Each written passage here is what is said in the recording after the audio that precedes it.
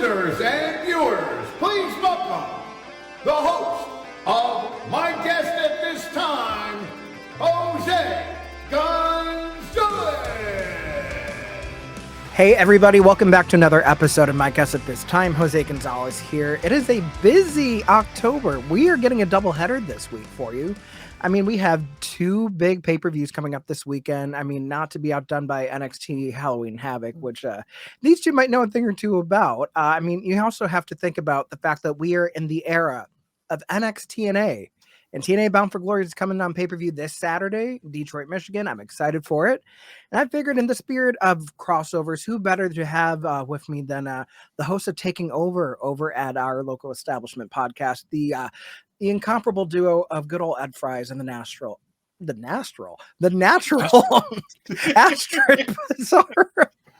As many shows we've done together, I think that's the first time I've flubbed up Astrid's nickname. But you know what? We're going to keep it in here because we're going to pretend it's live, even though this is definitely a week before the actual event. Guys, how are you? Doing all right. I'm excited for this one. I don't know much about TNA lately, so this is going to be fun. Hey, you know, I have to keep you on your toes. I mean, we had some portmanteaus last week with Emily May coming up with the word mentical, which was combining, mental and physical. Apparently, Nastral is going to be a new thing, too. Because she's naturally Astrid. Add that to the list then. Yeah, no, that's going to be for Wrestling Twitter After Dark. We'll go with that.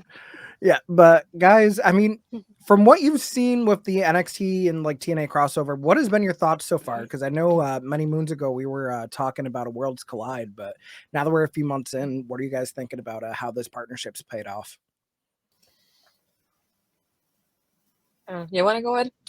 Sure, I'll go. I think TNA is getting a large amount of publicity from the crossover, but I think in terms of talent, they haven't gotten the fair shake of the stick.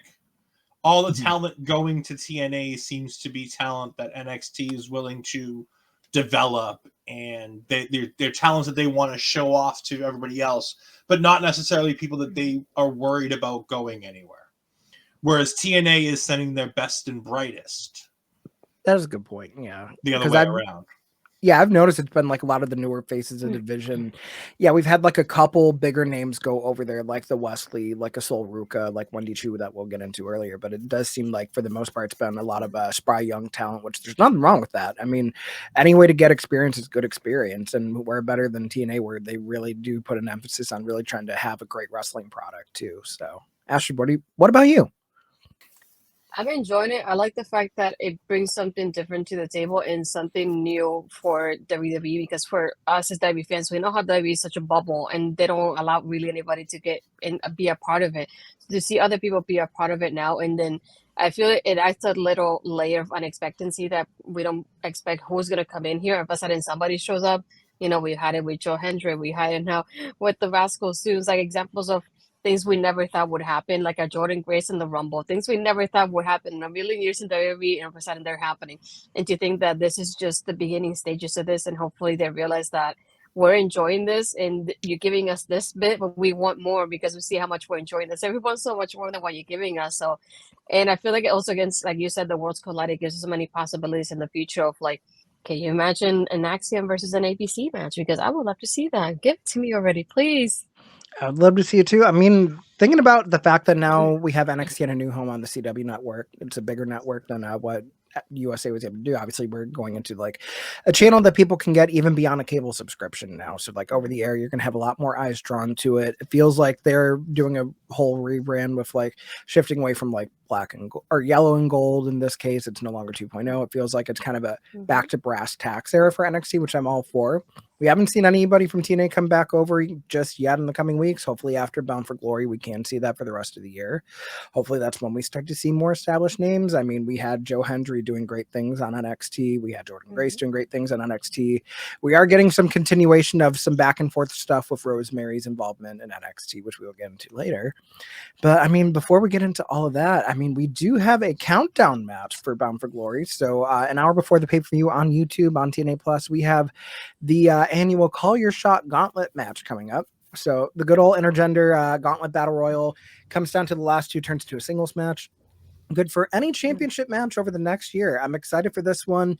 Last year we had Jordan Grace make history as the first knockout to win the Call Your Shot Gauntlet. We've had some past winners, including Bully Ray winning it the year before. Some good surprises that have come over the years. I mean, we had Sunny Kiss debuting last year. We had Taylor Wilde returning in 2022. We had Melina make her surprise appearance in 2021. So an exciting match, but the problem is, as we're recording this, no participants have been announced for it.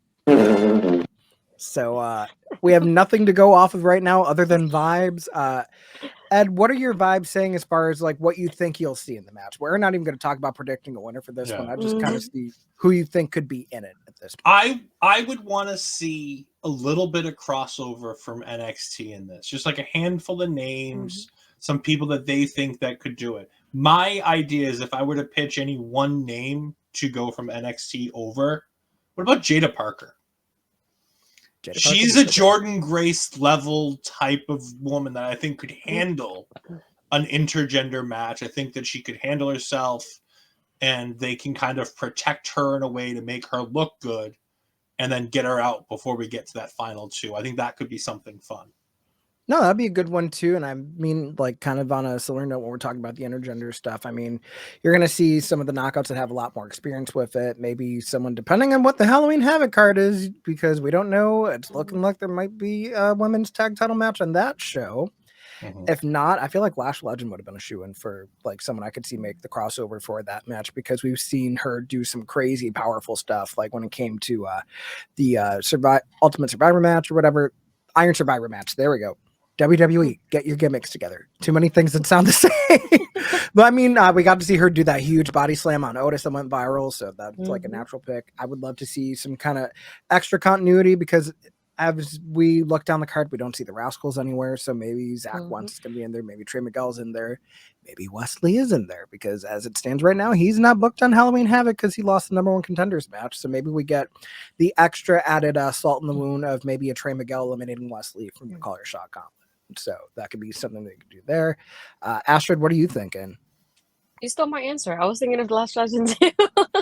I was thinking at least somebody, one of those like I was saying, somebody that's capable of being in those intergender type of matches. We don't get that in WWE, so I feel like if we do get women involved, I don't see the men getting involved, or vice versa. So maybe we'll see if that changes now with Triple H here in charge. But I think somebody like Lash would be somebody that will make a lot of buzz in this match with her moves and the way her powerful, and she can take on the guys. And I feel like we can make her go viral again. Why not? And it's like you've done it once, we can do it twice.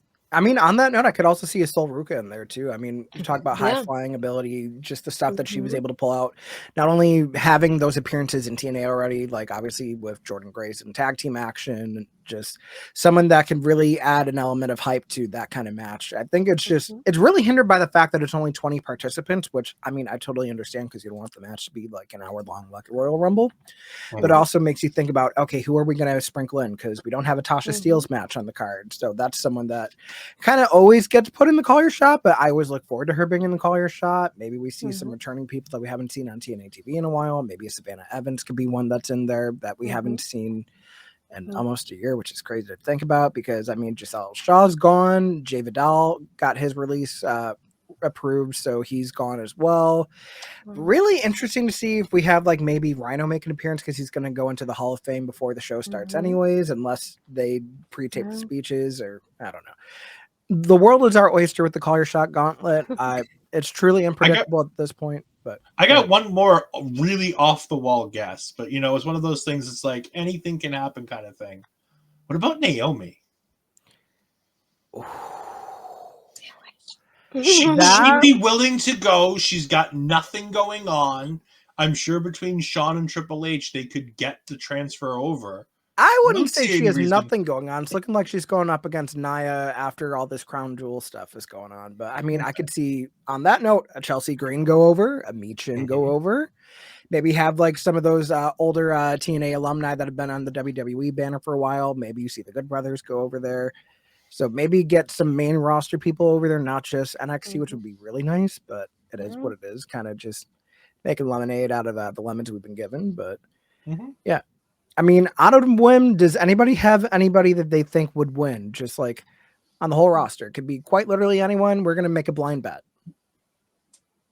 Ooh. Trying to think. I'm trying to look at who's not on the card. Like, I know he's on the card, sort of, but what about Kazarian? That is a good point because he's not wrestling. He's going to be in a referee He's just role. the referee. Like, I feel like he could work the match and then ref the main. Beginning and the end. Yeah. Wait Beginning a and the minute. end. Ed, you're onto something because what if he wins the call your shot and he's roughing the main?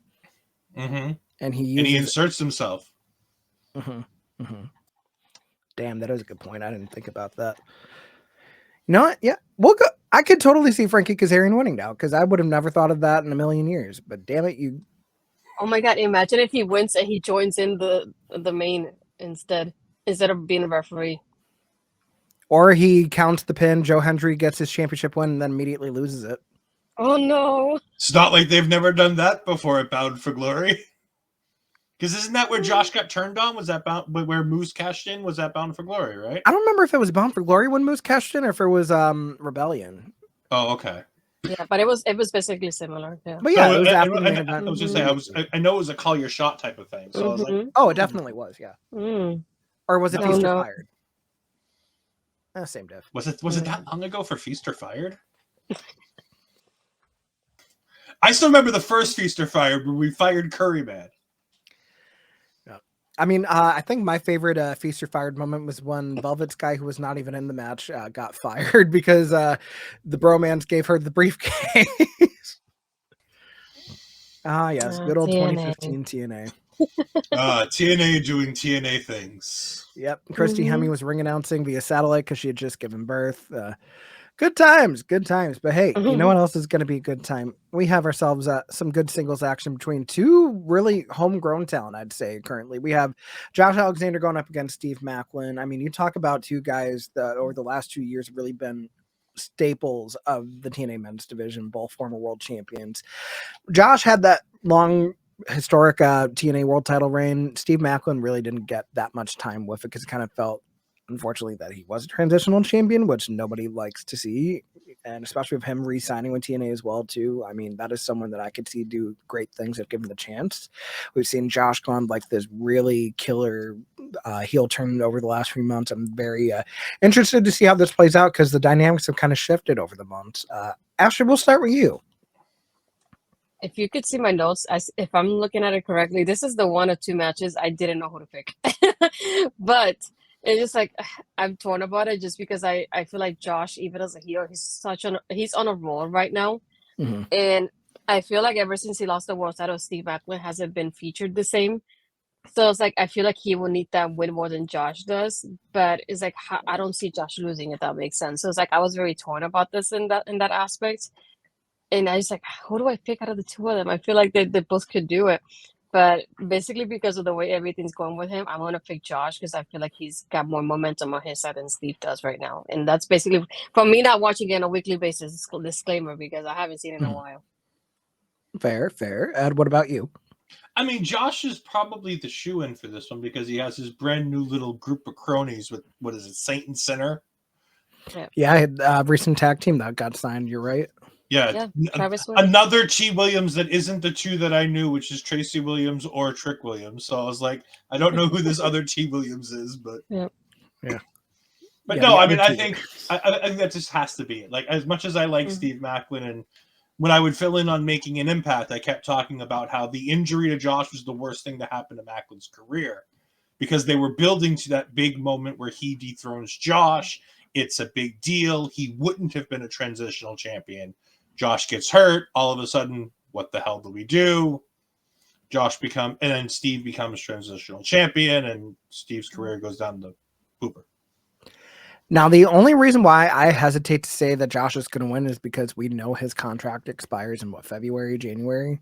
So knowing that he's not going to resign after they forced him to extend it for that additional year, I feel like if anything, Steve Macklin's going to win. And then we do like the post-match beatdown where you have Saint and Sinner come in and try to beat the holy shit out of Steve. Maybe someone comes in, maybe someone doesn't, but I feel like you could still have a big heel moment without having Josh not do business on his way out because good things are coming to an end, whether it's going to be they write him off TV sooner or if they're going to try to go with the stable they have going on long term. But I feel like it's going to be Steve Macklin walking out victorious on this one.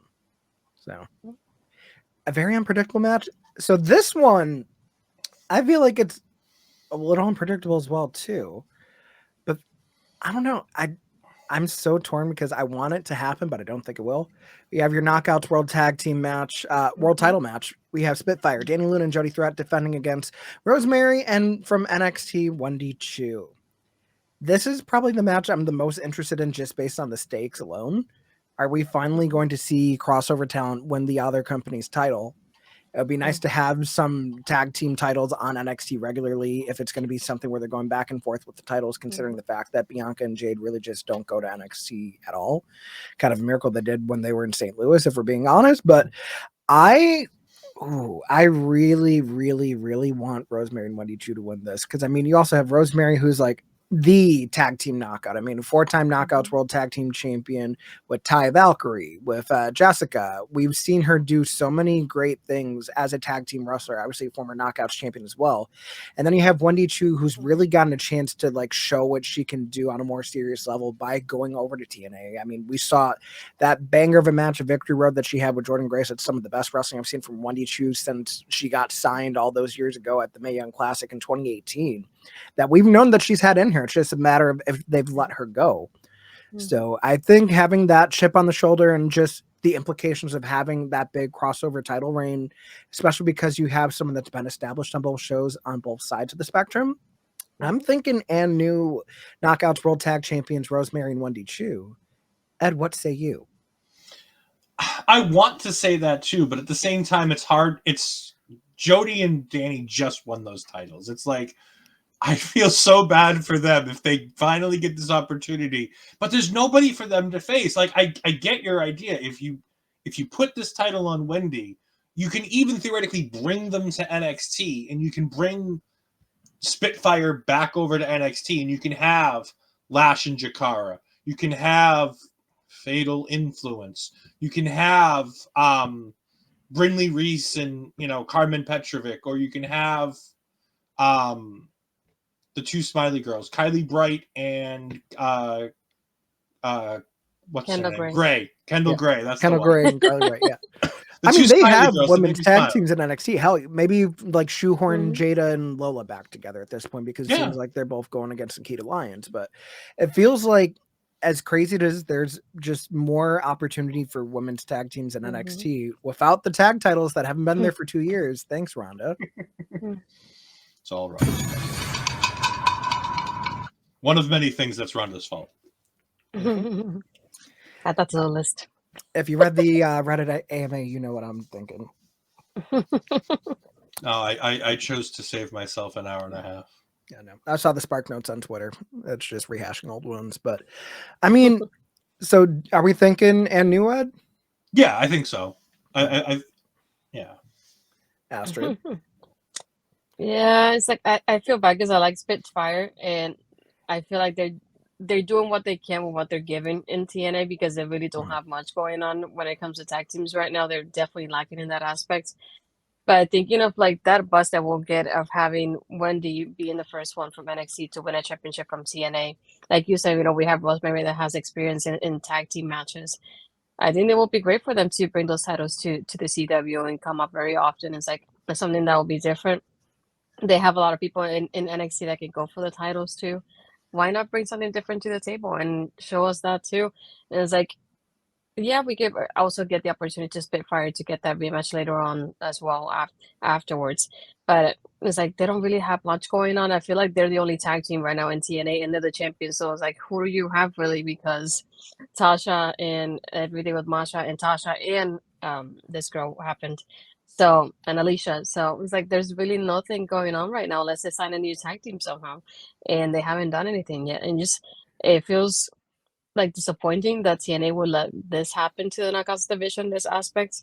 But I think one way to revive it will be to start with NXT and involving that here. Yeah, I feel like if anything, it's kind of a best case scenario, because I remember all those years ago when they retired the Knockouts tag titles the first time. It's because they really couldn't rebuild the tag division. Eric Young and ODB held the titles hostage for a year, and then they finally just surrendered them, saying, yeah, no, Eric, you're not a knockout, therefore you can't be Knockouts tag champion. And then all those releases later, and then we're kind of in the same point because you have so many talent that's either moved on or it's just not getting booked at all. I mean, maybe you could realign Tasha Steeles with Savannah Evans. Maybe you can bring in the Hex again because they're free agents. They've done the per appearance stuff before for the tag titles. Maybe getting some more indie talent on TNA as well. I don't know. Brittany Isn't Jade Zaya and Emily Brookside Jade. still there? Zaya Brookside is still there. She's in a program right now with Ash by Elegant, so Oh, what do I do? that's kind of something else going on there. It seems like they have like good little bursts of like single stuff going on, but it's just so hard to build a tag division when you are running short on talent for the division. So, I mean, it's a problem that I hope they can solve in 2025 because it ain't going to be any easier because you're going to probably have a huge name leaving the division, which, I mean, reports are looking like she's probably going to just stay in WWE at this point with how many times she's appeared, but I don't know. I'm cautiously optimistic. I really hope that we get to see someone under a WWE contract win a TNA championship and do something with it. But that is just my 2 cents. And then on to a match that I don't want to say it's very predictable, but it's one that's just kind of whatever happens, happens. Mike Santana versus Moose. It's nobody's fault other than maybe Moose. But I mean, we did see that huge Texas death match that Mike Santana ended up having with Dirty Dango, Johnny Curtis, whatever the hell he's going by, JDC, I think is what they're calling him now. But that huge Texas death match where at the end Moose does attack him, and it's just kind of been more of a blood feud going back and forth there. I feel like they don't want to give it to Santana because I feel like they didn't give him much to work with outside of that death match. I feel like it's probably going to be Moose winning again because Moose wins, LOL. Astrid, what are you thinking? Unfortunately, yes. I hate that. I'm like, I wish I could say Santana, but I feel like they won't give it to him for some reason. I feel like ever since he returned, I've been wanting something more for him here in TNA, and really that's not been much for it happening. It's like a feud with Moose is not something I want to see. I love Santana, but no, not with Moose. No, please. I feel It's like if anything, he would have been more fitted for the X Division title match that we have. I mean, yeah, it's a crossover match, but I feel like that's something where it's a spectacle because we can see what Santana does at 100% versus someone like a Speedball. But yeah, I don't know. It's just like it's kind of weird to think about the fact that the way he's been booked lately. So it's like, and then I feel like Moose has the moments that I don't want to say he barely loses, but it feels that way when he's there. So it's like I want to pick Santana because my heart says Santana, but then the way TNA is going, I'll say Moose. Fortunately. I mean, contractually, it feels like Moose is Mr. TNA anyways. I mean, he's probably the highest capped salary on the roster. He's been there the longest, almost 10 years next year, which is crazy to think that someone stayed like contracted, not even just on a per appearance basis, but like really have stayed with them through thick and thin. So kind of as a thank you, they've really made sure to kind of book him in that way. But Ed, what are you thinking? I mean, it's Moose. It's sad but true that they've. I don't think they want Mike Santana at this point. I think they're like, we want Santana, but at the same time, we don't want Mike Santana. I was like, did they want Santana or did they want LAX and Ortiz? They wanted LAX, and the guy just decided not to go. Yeah. Like I like Mike Santana, but I've never been into Santana by himself. I think it's because he's always been stuck in a stable that we haven't really got a chance to see what he can do by himself. Because if it wasn't LAX, it was the JAS. Like, it's so hard to think of like what someone can do in a singles role when you have fitting. Come on, my man, do something, move. It's just I would love to see something, them anything. like actually like try to give him a true singles run, like we've gotten to see with some other tag wrestlers turn single stars, a la Jey Uso. Finally winning an Intercontinental Championship after being in WWE for well over a decade and multiple tag team title reigns, record-breaking tag team title reigns. It's just, it can be done. They just really have to emphasize doing it. So it would be great if Santana wins. I would mark out if he won, just on principle, but I think it's Moose. No shade to Moose. But I mean... No, all shade meant to Moose. It's all meant. Yes. I mean, there is a hashtag Moose face that I make whenever I go to a TNA show and his entrance happened. You could ask Ella J for the picture or the one for Multiverse and for Bound for Glory 2022. Good times. But I mean, on things that are definitely going to be good times, you know when you guys think of TNA, what is a stipulation that you think of that's only in TNA?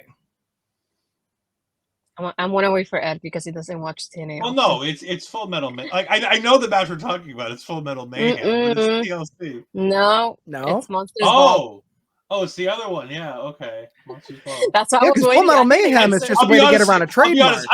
I've been looking at the card for 5 minutes. I didn't even notice this was on the card. Yeah, if anybody's offended that he didn't know that a Monsters Ball was on a TNA Bound for Glory card, you can tweet us at Velvel Holler.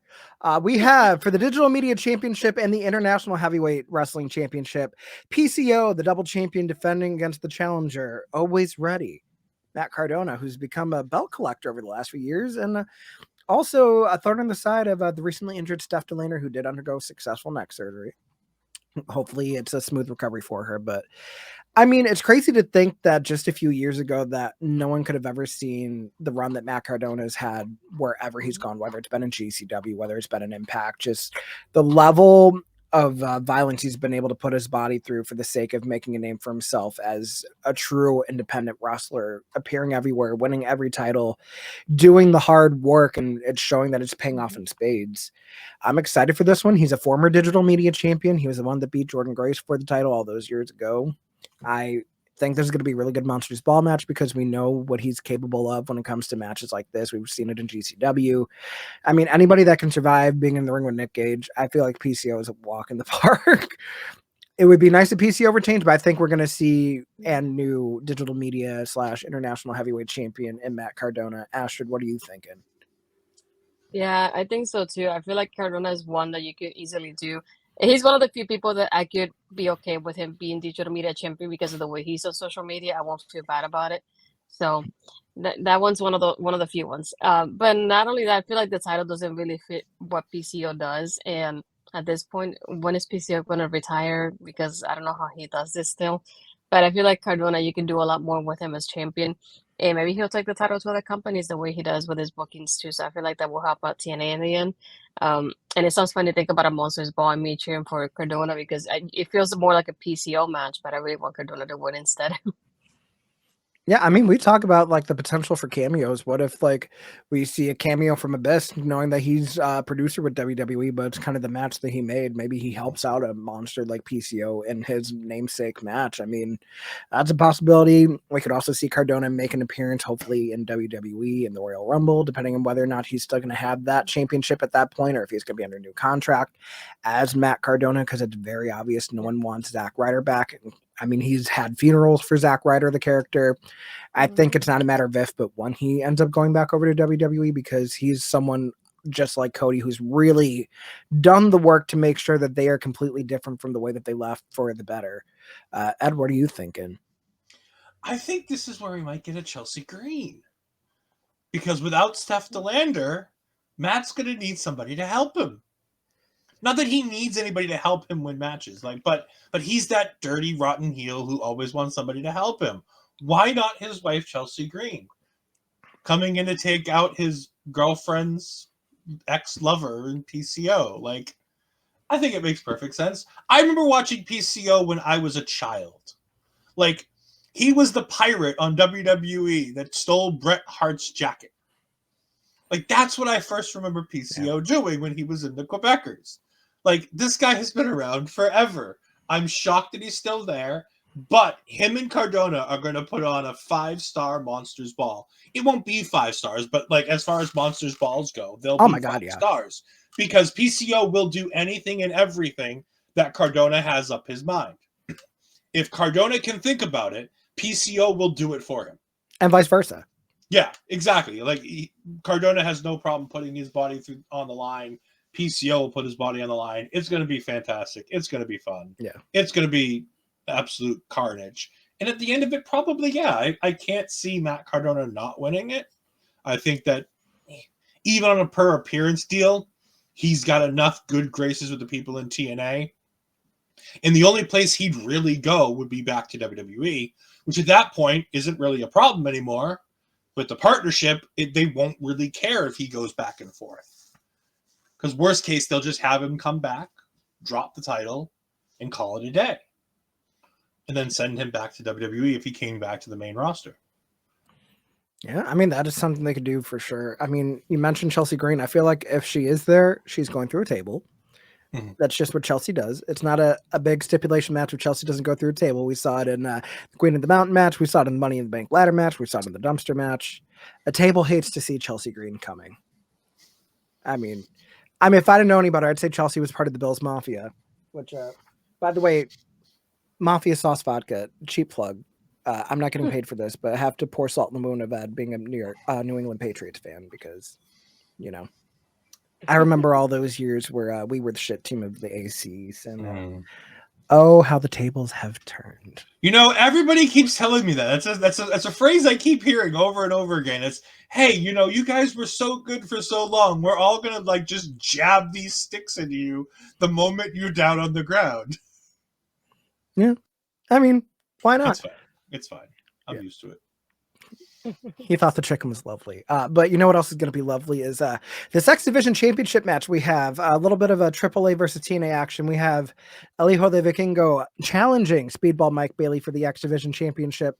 So crazy to think that there's like a little month in between where Speedball lost the title and Ultimate X for Zach once taking it over to NXT for No Mercy and then to drop it right back. We're going to pretend that didn't happen, but you know, I'm excited for this one. It's going to be a really good high pace, like good old fashioned X Division title match. If it's anything like how we had Speedball versus Osprey last year, it's gonna be a spectacle. It's probably gonna be match of the night. I'm excited for this one. I don't think we're getting a new champion, but we will see what everybody else has to say. Astrid, I wouldn't mind him winning, but I don't think he would win. I definitely think they'll keep it on Speedball. I feel like Speedball has been on such a run in TNA. He's one of the few people that has been booked. I don't want to say it's like consistently, to put it like that, because he's been like more so there. And I'm glad he's getting this reign, because I don't want whatever happened with Zach to happen again. So please keep it on him for a little bit now, at least, because of what you did to him. That's the minimum you can do. Please. Would it be fun if Vikingo wins it? Yeah, I think it will be different and fun to see him. I feel like he will be a great X Division champion too, with the way he carries himself, to put it like that. But again, like you said, it's like the match is gonna be great. I love this like fast-paced kind of matches they do, and this is exactly the type of match I love to watch. So I'm very excited about this one, but I'm gonna keep it on Team Speedball. Fair. Ed, what about you? The human gift machine. I think he's going to win this. I don't think they give a shit about what they feel, what Mike Bailey feels is good or honest. I don't think they care. They took the title off of him literally just to make sure it got promotion on on an NXT premium live event. I don't think they care about what Mike Bailey likes. I think they're going to put it on the gift machine.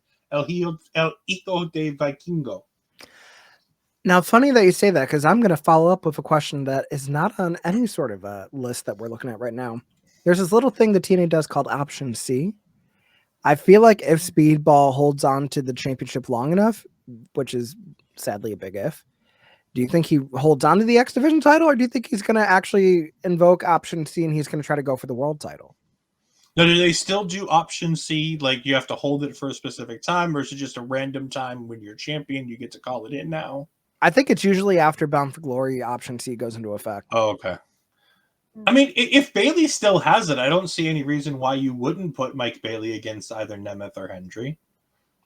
Those aren't guys that are, you know, Golden Cow can't do Option C with, that don't make any sense. I mean, the only reason I could see him not doing is just because he's already had so many short reigns as is, and I don't see him getting the world title. It could also be something where he's actually showing love to the X Division, where he can say that so many previous champions have abandoned this title for nothing because they never went on to get the big one. I don't want to be a champion like that. I want to be one that can be remembered. I want to make sure that my X Division title reign goes down in history as one of the greatest. I could definitely see something like that because he's always shown that he is a fighting champion. That's just my 2 cents. Astrid, what are you thinking? Yeah, just like if I was him, I wouldn't risk it in that aspect, just because you don't know what the other side is like. He probably wouldn't win the world title. I'd rather him be that kind of like fighting champion and say, I took Vikingo on, I defeated him. Who's next? And then have somebody else come in, even somebody from NXT to go against him. And so just have that be kind of like the North American Championship, but here in TNA, and just like have people come in, do open challenges, things like that, and show off speedball against other people that if you can. But I feel like you should give him that chance at least of having this reign that he could show off a little bit more than he did the last time. See, now you say you treat it like the North American Championship, and now I want to see Obafemi in the X division because we haven't had a good big man in the X division in a while. I just say that for the vibes. I don't think he needs another title anytime soon, especially because he's going to be in a tables, ladders, and scares match at Halloween Havoc. Different show for a different day. But I mean, in the spirit of TLCS, whatever the hell you want to call it, now we get into that match that Ed was alluding to earlier. The return of Full Metal Mayhem for the World Tag Team titles. We have the Systems, Eddie Edwards and Brian Myers, going against Matt and Jeff the Hardys, going against Ace Austin and Chris Bay, ABC, which I think is going to be the show stealer, because any big match that has some form of a ladder match, it's usually going to be match of the night. And I mean, you have all the elements right there. You have two people that really pioneered the modern day ladder match and the TLC match, and Matt and Jeff Hardy. And then you also have people that are like known for just throwing anything to the win when it comes to winning a championship in ABC against someone. I mean, Eddie Edwards has been known to do crazy stuff regardless of the match he's in. He's another one that's willing to go the mile. And then Brian Myers, I think, is going to be the wild card because he does have some ladder match experience and obviously known for his tag team wrestling. I mean, whether it's with Matt Cardona, whether it's doing stuff with any sort of stable he's been in, I feel like this is going to be a spectacle. Ed, what are you thinking for this one? The Hardys win. I think that they brought the Hardys back for a reason. They're going to do the nostalgia thing. They're going to put the tag titles on them. ABC, if I remember correctly, just lost them to the system recently, right? Yeah, they did. Yeah. So I don't think they're going back on ABC. I'd like to see ABC come over to NXT. I still want that one. I still want ABC versus Naxium.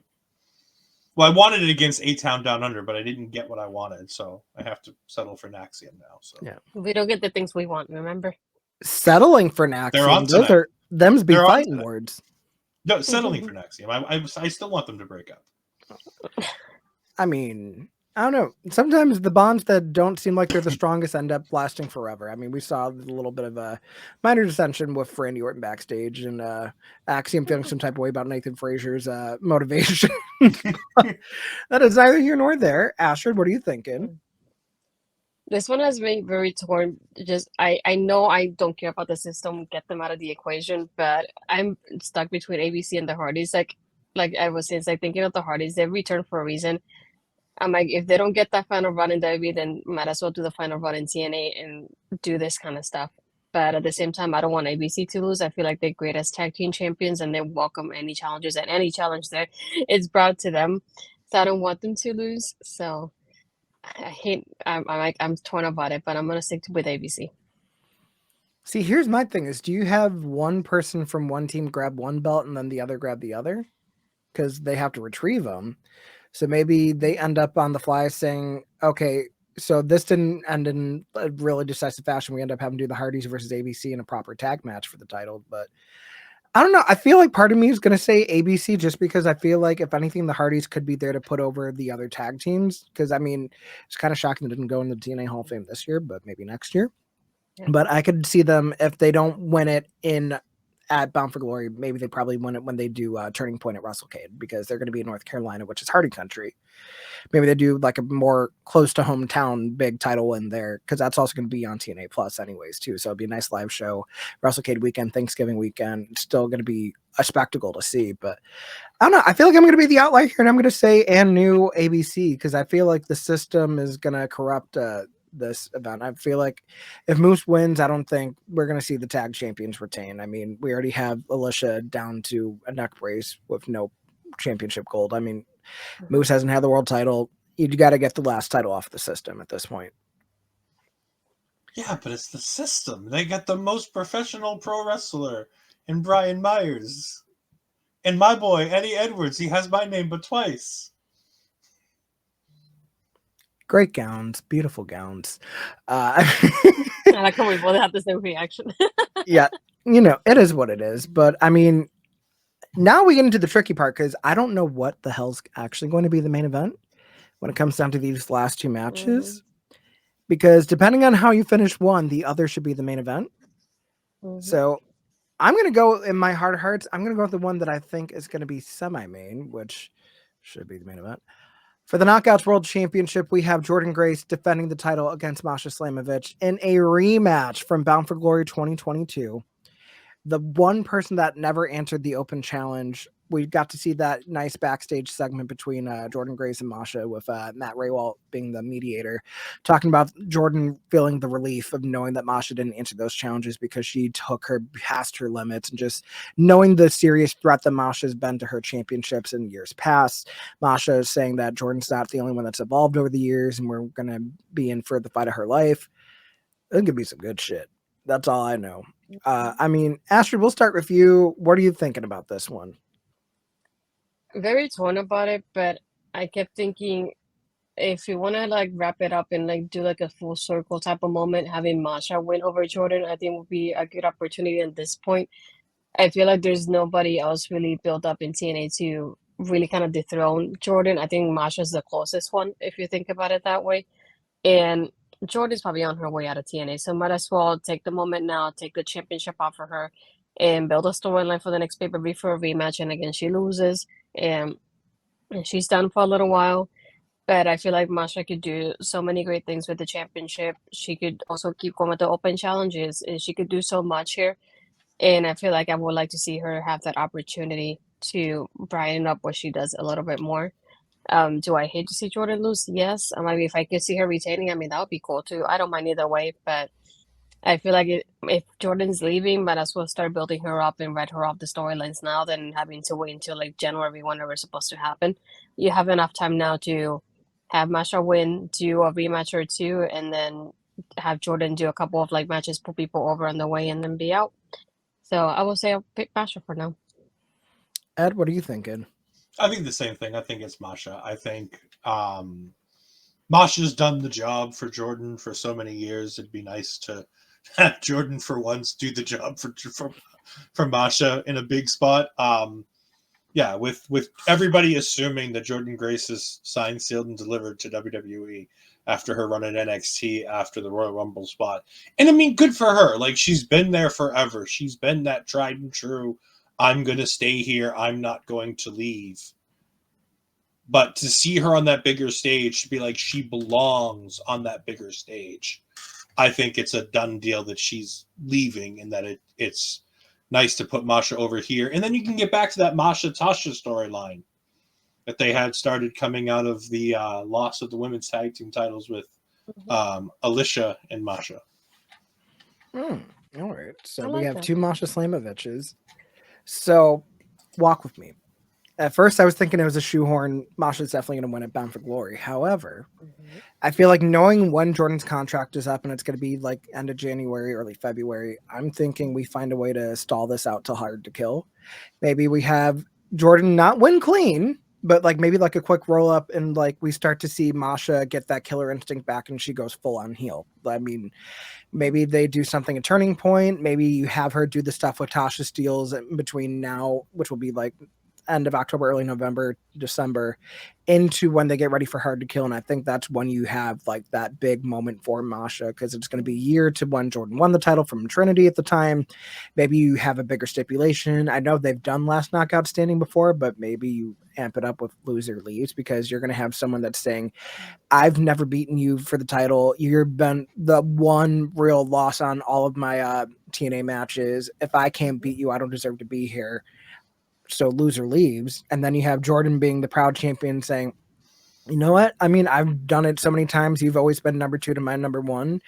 I will hold you to it. The loser will leave, even if that is me ending like a banger of a reign for her. So I'm going to be in the minority and say, and still Knockouts World Champion Jordynne Grace, just because I want to see Masha be back to like the Masha we know can just be a ruthless, aggressive, just like the most violent knockout possible, just zeroing in on the title again, because it feels like over the last year she's gotten a little soft. It would be nice to just have that snap finally.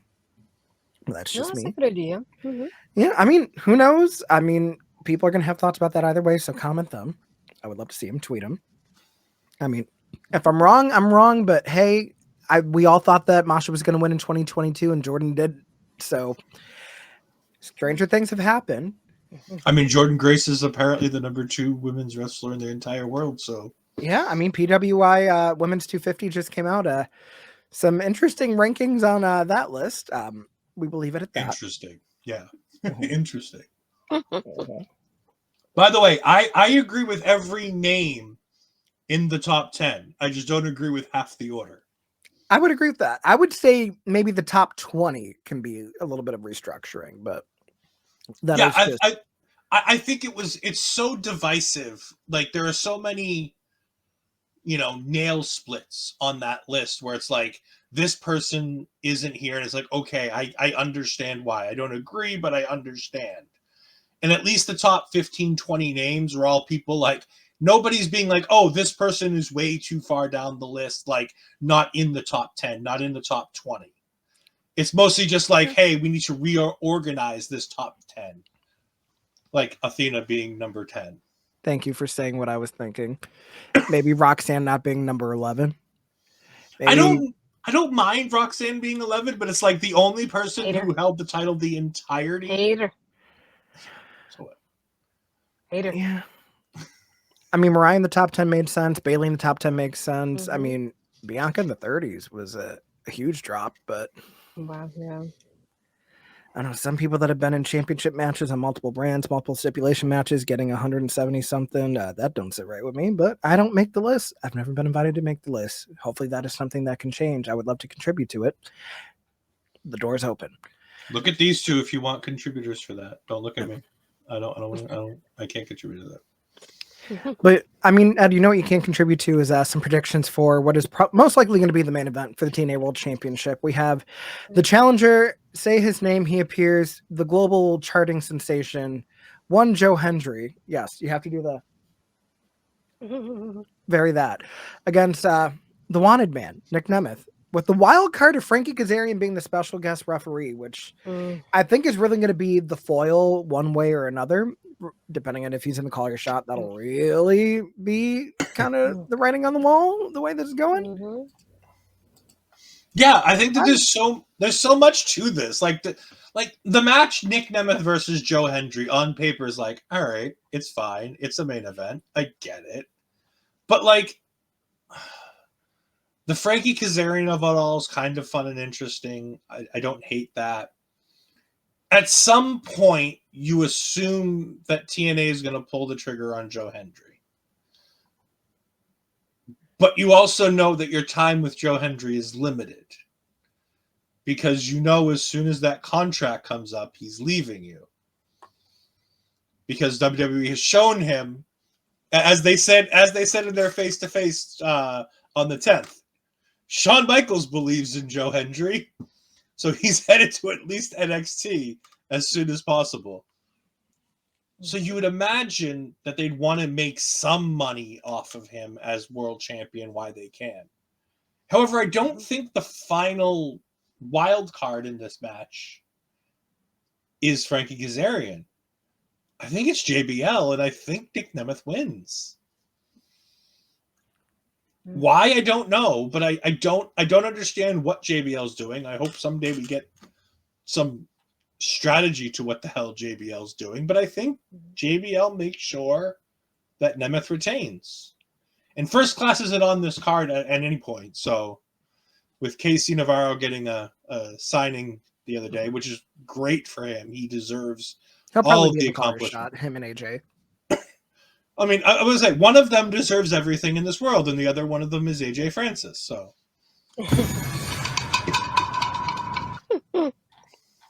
I mean, AJ Francis has proven that he could defeat members of wrestling media in the ring. So, Ed, I'm just saying you're close to chaotic wrestling. If you needed to, I'll do it. I'll do it. I'll go in there and take a payday to take a beating from Flop Dollar. I'm fine with it. Dollar. Flop Dollar. I'll take a beating from Flop Dollar for some money. That's all right. And he does mean in the ring, folks. Don't get carried away. I mean, Astrid, what are you thinking about this one? Yeah, I'm very torn about it. I'm thinking of the same way that Ed was. Just thinking of like it should have been a while now at this point that they should have banked on Joe Hendry as world champion and what he can bring to the table. And I feel like every chance they get and they still don't pull the trigger, it's like why is that? It feels weird in that sense of it too. It's like we do have to factor JPL. We do have to factor whoever's in the Culture Shock Gauntlet because we don't know who's in there either. So we don't know if somebody might like tease of like cashing in. You don't know that either. It's just like we have that like it's also in the back of my mind the whole time thinking about this match. Like maybe do we get that kind of that moment of Joe Hendry wins and somebody whoever wins the gauntlet cashes in, and then still we get Joe as world champion, but at the same time we get this situation so that way he gets another rematch. But it's like, how do you or why would you build up somebody that might be leaving you soon at the same time? But I also don't understand why they're not taking advantage of him either, because I feel like they should have by now. So it's like that's the why I'm torn about it. So I'll be one of those and I'll say I want Joe Hendry to win. Sorry. I mean, my thing is if not now, then when? Because I feel like now we're getting to the point where this is probably not the best comparison, but it's one that just popped in my head. Is remember Gail Kim's second run in WWE, where like it always felt like, oh, they're gonna have her win the Divas title, and then they do nothing, and then they're gonna have her like be a good hand for the division, maybe put her in a title match, do nothing, to the point where she eliminates herself and goes back to TNA, because all everybody's talking about is how well they were treated on the other program. We've already seen that Joe Hendry is over wherever the hell he goes, whether it's on Impact, whether it's on NXT, whether it's on social media, whether it's on the UK charts. I mean, Joe Hendry is probably one of the top bills anywhere in the world right now, which is crazy to think because it just happened organically over his entrance music becoming a meme. It is crazy to see that they didn't realize that him not getting the title at Slammiversary was going to have some adverse effects, because it feels like it's been harder to get behind Nick Nemeth, even though he's been a total babyface since going to TNA. It's been cool to see the stuff he's done outside of WWE, because he was always in WWE, even in OVW all those years ago, really getting to test his limits and see, oh yeah, he's more than just a WWE guy. He can actually wrestle and like really put on these great matches wherever he goes. I feel like JBL might get inserted, if anything, to be an equalizer for Frankie Kazarian, because I mean, we have a face-face match regardless. So if anything, I could see Frankie Kazarian getting taken out with a clothesline from hell. And then maybe JBL thinks like, okay, job's done. I'm going to exit ringside. A ref comes in, but then I don't know if Nick's going to get distracted, but I can see Joe hitting a standing ovation and finally getting the world title match, or getting the world title period. And maybe have him do a short run with that, and then he drops it at Hard to Kill, have him go to the Royal Rumble, do whatever there. Or you could also have him appear on NXT as the TNA World Champion and maybe tease some champion versus champion stuff with Trick Williams, because they also have had those interactions as tag team partners, Trick believing in Joe Hendry. I mean, obviously, Joe Hendry did not win the NXT championship, but I mean, that's going to be something that maybe you could have a way to have him mingle as a world champion on another program to get more eyes on TNA, even if he isn't going to be there the longest. So I'm going to say and new, just because I would be genuinely surprised if he doesn't at this point, because it ain't going to happen at this point. So, and I agree. Like I said, like I'm going with Nick Nemeth just because I think TNA is going to TNA, and they're just not going to do the thing that they should do, which is, and again, that's a general, like all of us have watched TNA forever. There's a reason why TNAs is a phrase that all of us just go, yeah, we get that. Because it's something that they've done since Dixie Carter ran it, since Jeff Jarrett ran it, since it was NWA. Like, it goes all the way back to the beginning of TNA, when it was like TNA Wildside. Like, they always do this silly thing where they're like, this is the obvious option. This is what we should do. This is best for business. Let's do the other thing. yeah.